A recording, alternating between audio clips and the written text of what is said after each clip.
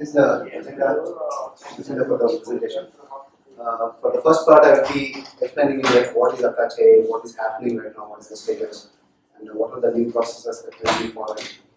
And then I'll touch upon the basic architecture for anybody new into the platform. And then I'll help you out with like how to go over with the installation and how to configure back into the So, first about me. I'm working as a software architect with Complex Technologies. I have around 12 years of experience, and previously I used to work with Cognizant, NES, and Cisco. I'm working with Mifos for the last 6 months, and I'm working as part of the core team. So we are actually developing new features and then enhancing the core platform. That's the short brief about me. So, what is Fineract? Okay. So, Apache Fineract, this is the official statement what has been done. This is going to be the open source system for core banking platform. And our intention is to provide a robust, reliable, and affordable solution for anybody who wants to provide solutions on top of a core banking platform. So, what does it mean for Mifos? So, Mifos till now was providing a complete solution, including the UI, Android app, the platform part, and all those things. Now, the core platform part has been delivered to the Apache Foundation. So, only the core platform part is delivered, but still, the community app or Android app, those offerings, they are still with Mifos. Okay. So for any enhancements, for any deployment needs, you can still get in touch with Mifos. Okay. Why Apache? Now, once this is delivered to the Apache, right, I mean, you get into a bigger audience, you get into a bigger acceptance in the world. You will get more people who might come back and contribute into this. So we will get a lot more visibility and a lot more, we are expecting like we will get a lot more community development that happens around this. Okay. So, what's the current status? Apache Fineract is currently under incubation. Incubation is just a period where like before getting into becoming a top level project in Apache, this is a stage where like you have to prove that you know and you have understood and you will work in the Apache way. Okay. So, what is the Apache way? I have around few terminologies that people have started using Apache way. So, it's basically open, merit, charity, and pragmatism, and so many other things. But basically, what it means is it's completely community driven. Okay, the users are the main part of the community. The people contribute. Okay, and then they decide what will be enhanced, how it will be enhanced, what will happen with it, the releases, everything will be managed by the users. It won't be like in Mifos when we were making a release, the core team used to make a release. I mean, they used to decide like what features will get in, what will happen, how we will spend our time. But here in Apache, what I have seen in the last 2-3 months, I mean, like we are not saying like okay, Merle will provide the report. We say like okay, community members, you can all collaborate and then you can come and provide a report, monthly report. And a release may not happen from one single person. It can be done by anybody, any community member. Okay, so that's how I mean it's a more collaborative and a proven collaborative implementation that we have trying to do. Okay, this is the Apache way where like you give more value to the community than a single person. There will be voting for open voting for all the decisions that needs to be taken, and then based on that voting, whatever makes sense and whatever is the right thing to do, and whatever community decides, that's how it will keep moving. So right now we are in that journey where like we are trying to prove like okay, we are working in the Apache. We are trying to prove. Once this is done, we will get into the become a top level project, and then it will keep going. So, with respect to whatever we had as Mifos and whatever the code we delivered to the Apache, these are the main changes that has happened. First thing is like we were using Java 7. Now we have started using Java 8 as the JDK. So what it actually means is like for the developers or for who already have deployed, you will have to move to you have to upgrade your environment to Java 8. Okay. And then you will have to start using the Tomcat, which is compatible with that Java 8, which I think is 70664 in the box. Then we have, since we have moved from ownership from Mifos to Apache, all the package structure has been changed.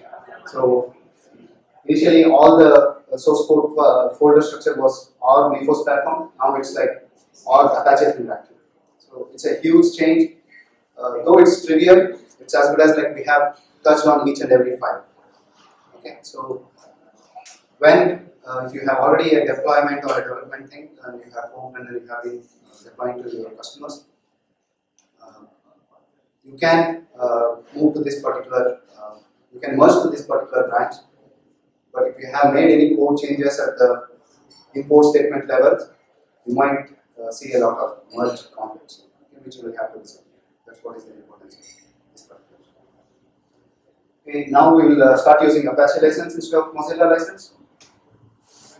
And we used to have Pentaho reports because of the licensing incompatibility. We have removed the Pentaho reports and we have delivered the code into the Fineract.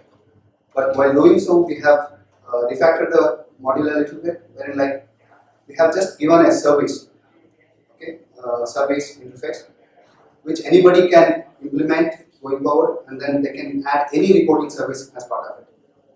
Okay. Earlier it was only Mifos, Pentaho, which was supported. Now you can start using your own reporting services, your own name for that service, and then start building your own reporting name.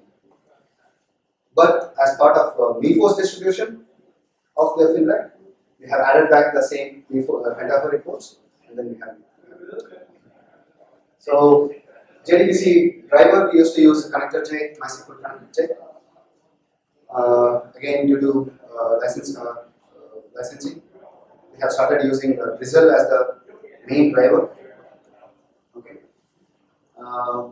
This is again configurable in your deployment. If you want to make continue using the MySQL, you can still do it. There is a JDBC properties which is newly created. You just go and modify that property, and you can start using your whatever driver that you really want to use. Okay. One main thing that I would really like to say is like DB schema or the data within it, it has not been modified in any way. We have, if username was Mifos, it is still there. The schema name had Mifos, it is still there, because that's not the core source code part of it. So everything DB or the data, it is untouched. Okay. And as part of this migration, we don't even have a new script or a flyby script which we use to make any changes. So the database as it is will work, only the source code will change. As part of the current migration. So here are the new mailing list for Fineract, as it was differentiating between Fineract and Mifos. So if you are someone who is using the Mifos as a direct deployment product from Mifos, we are distributing deployable WAR files and jar files.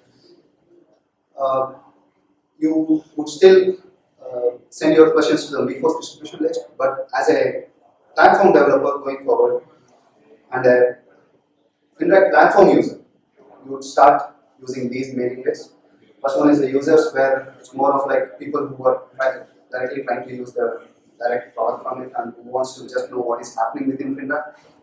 As a developer, if you want to know what all commits are happening, what all changes are going, or what are technical decisions are happening, you can register to the developer list. And then anything you want to keep track of, like exact commits that are happening, you can subscribe to the commits mailing list. To subscribe to any of these lists, right? All you have to do is like send a blank mail to the email that is provided here.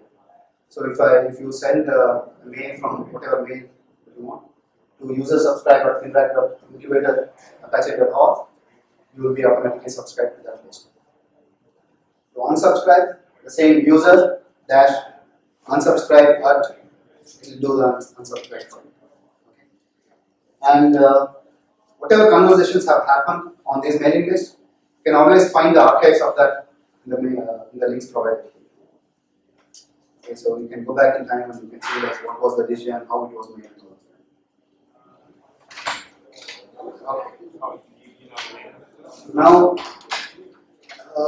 we need to understand a little bit on how the source code is currently organized.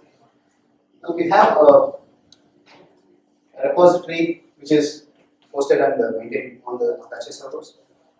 This is actually, I would call it as the main Apache repository. Here, only the committers have the access to modify anything. You can't do any forks. You can't do any forks on this particular repository.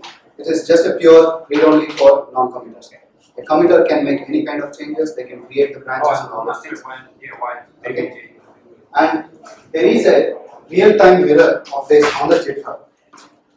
Okay. This is a pure read-only repository. Whatever changes are done on this main repository will automatically sync to this in real time. So everybody who is trying to contribute, who is trying to collaborate, they will have to start using this. Okay? Your starting point will be from here. Now here, this is the plain, it's a read-only, nobody has any write access. As I said, it's just a mirror. So there's no writing that can be done into this particular repository. Now, Mifos, for example, we have forked on top of this and added back all those Pentaho reports as its distribution. So, as anybody else who is trying to do a distribution on top of Fineract, you would possibly do a fork and then add your own custom code and custom modules on top of it. Okay. And any pull request, you will have to fork from here as your own personal fork. You make the changes and then send a pull request into this particular repository. So the pull request will follow the same standard GitHub pull request model, where like you create a branch on your fork and then you say like pull this into the repository.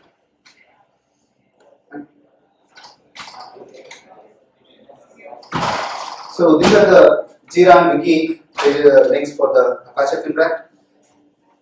Most of the Jira issues which are still pending, they are already being migrated into this Jira. So any more new issues or all those things, you will have to start using this, which are related to the core platform. Now Wiki, we have the initial information on how to work with Fineract. Basically all these slides are explained in more detail in those Wiki pages as of now. And then going forward, any new spec, any new feature that we will be adding, which are like it will be added as part of this Wiki. And then the collaboration will start on this Wiki. Okay. So all the existing specs, whatever has been done, they are not actually moved yet into this Wiki. I don't know what is the decision on that. But any new things, I'm sure like it will be. Okay, I'll just talk about a few minutes about like who is a committer for people who doesn't know the Apache way of working. Committers, as I said, like the main distribution from a development point of view is like you get the right access to the main repository. So you are the people who can actually make changes to the actual source code. Apart from that, in the Apache way of looking, they are the people who have experience with the code, who are able to make decisions, who are able to make help others. They will be able to mentor anybody who is willing to contribute. So these are the attributes which actually defines a committer. So anybody can become a committer, but it's a process wherein like you start contributing into the product, you start mentoring, you start helping out other people, and then as part of this community, you get recognized, and then there will be possibly a private voting saying like, okay, so and so person is doing so much of contributions, he is becoming so knowledgeable, he is very valuable to the community, and then they will say like, okay, we would like to propose him as a committer. And if the vote accepts within the committer community, then they will be approached to be part of the committer list. So it is something that you can earn. It's not something that is just given. Okay? As part of the community, you can actually earn these particular rights. And as you maybe recognize, sorry for interrupting shortly, as you maybe recognize, we run a bit out of the schedule, but in 5 minutes we will start the AWS tutorial in the next room. So if somebody wants to take a look at this, we can obviously postpone it.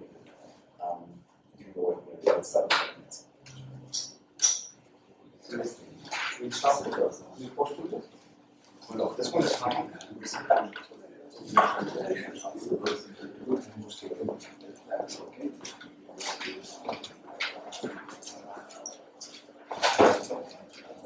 Okay,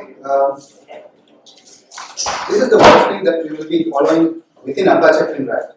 And till now in Mifos we used to follow a different versioning convention, but here in Fineract we will be following the semantic versioning as defined in simple as the log.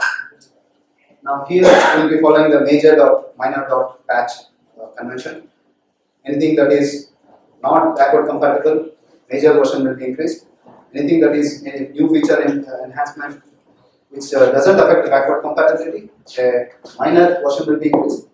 And anything which is just a bug fix and it is just a correction within the system, patch version will be increased. Okay.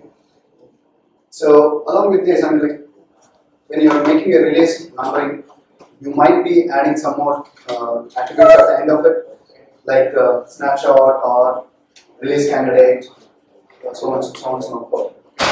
Which just means like they are still being stabilized, and once you find a release number which says like without any of those predicates, or you know like it's an actual release.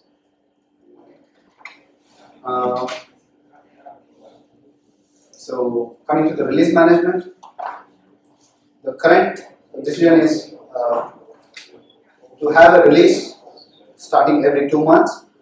So every 2 months a new release branch will be created, which will go on a stabilization for a period of 1 month. Once the change keeps coming in, you take a stock and say like whether it is already stable enough or not. And then if it is something, a change which can destabilize or not, you will take a call. Based on that, you will decide whether it will be part of that particular release branch or not. So to explain in a graphical manner, once you have started a release branch, you have some predicate like a release candidate or something. Then a change comes in to stabilize it. You will decide whether it's a critical fix that needs to happen, or is it something that I have to take it now.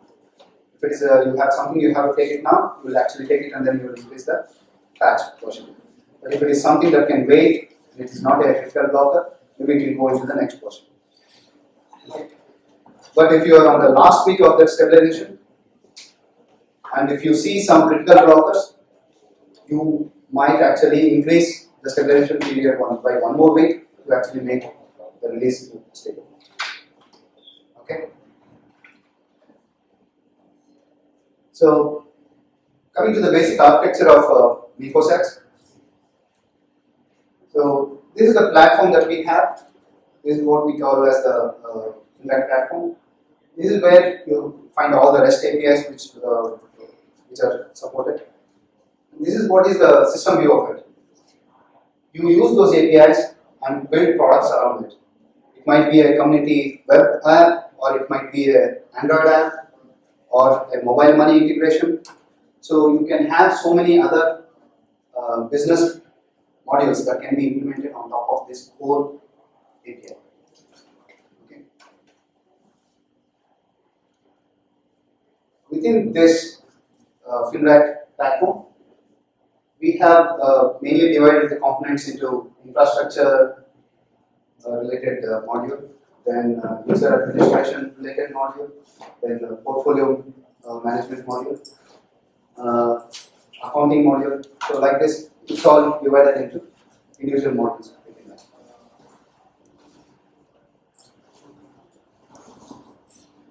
technology used Java 8. We are using JAX-RS using the Jersey.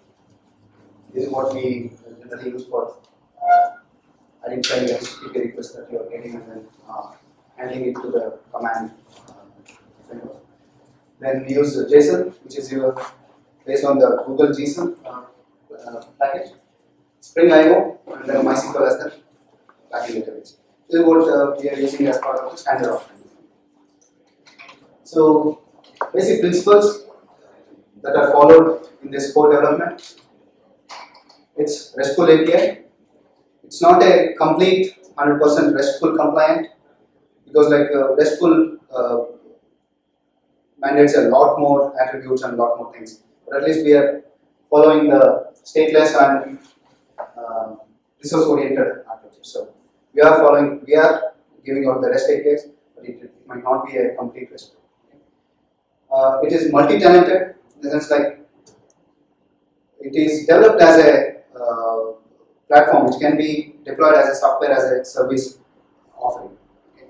So you have a main database which just holds the list of the tenants, and then you will have individual database for each of those tenants. So how do you connect to those individual tenants is defined in the metadata of the primary database. So whenever a request comes, you actually find out like which database to actually go to based on a tenant identifier, and then from there onwards you will go and modify only that particular database. Okay. So that's what multi-tenancy is all about. So you have isolated the data of each and every individual financial institution. The data model is extensible. There is a core set of data tables and data modules that is already there. But for example, if you want to capture the address for a client, it's very different across the regions and across the country. So there is a feature called data tables where like you can define your own data module for any such requirements. So you can extend the data tables within your tenant, multi-tenant, within your DB, then start capturing additional data for a loan or for a client and these kind of things. Code is extensible here, and then all the codes and the APIs are separated and follow command query separation. The same principle. Basically, reads are different from writes. There is maker checker support for almost all of the APIs, all the commands. Maker checker basically a person will submit an API, it will be verified, but it will not be committed till a checker comes and then says like, yeah, this is fine, and they do this. You just say, then a checker can actually complete that particular transaction. And we have very fine-grained access control. Each and every user can be given a role, and each role can have access to fine-grained control on like which API they have access to. Whether you can make payment, whether you can read a client, whether you can read a loan information. So all of this you can define. And when you are defining this, you can also define like whether such a API you need it to be a maker checker enabled or not. Okay, so the APIs are fine-grained to have an access control like that.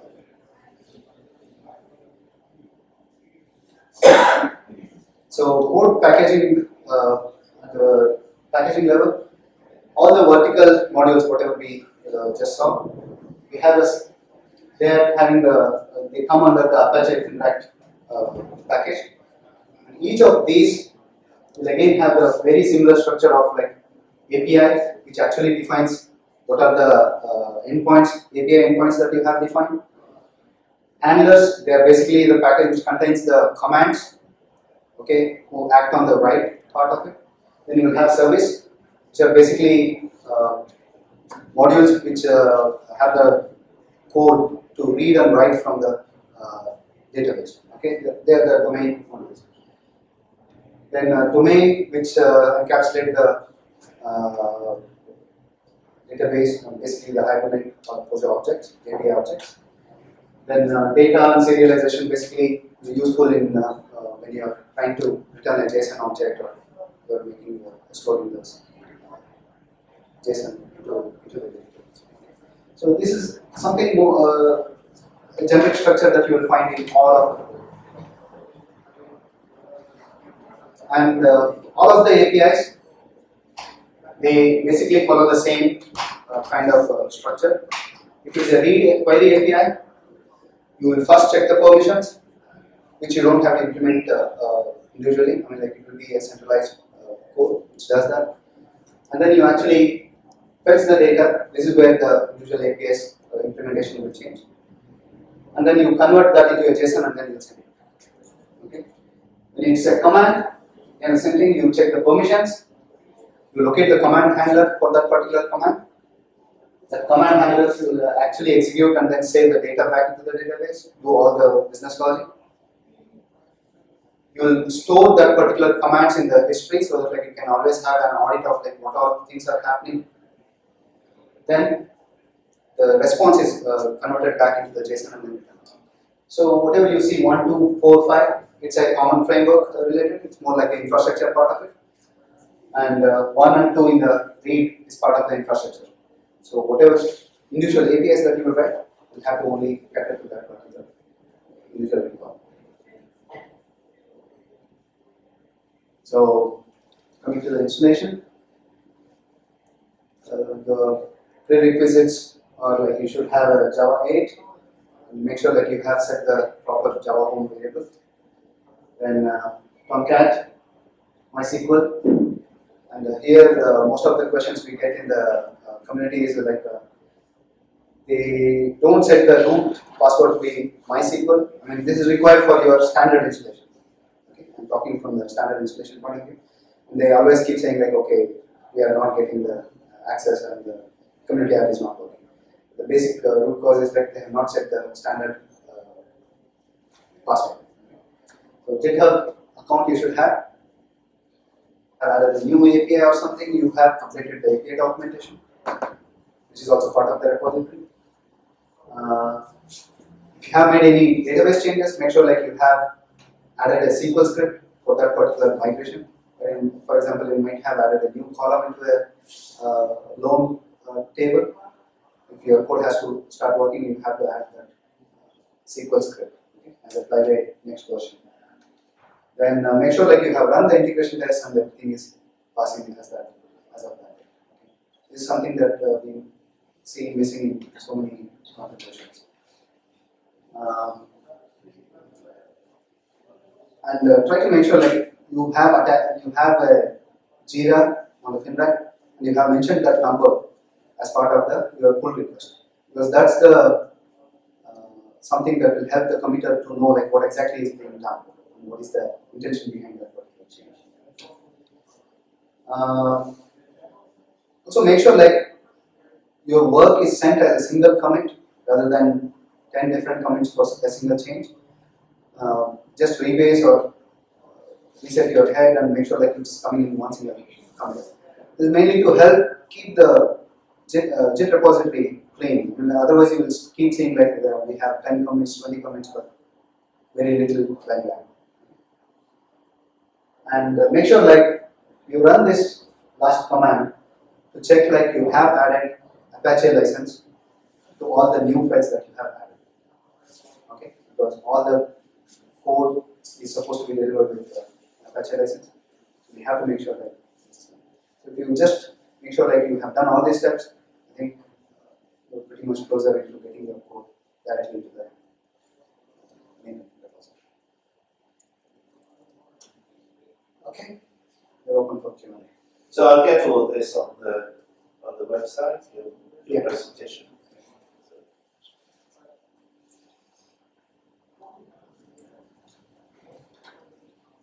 Thank you.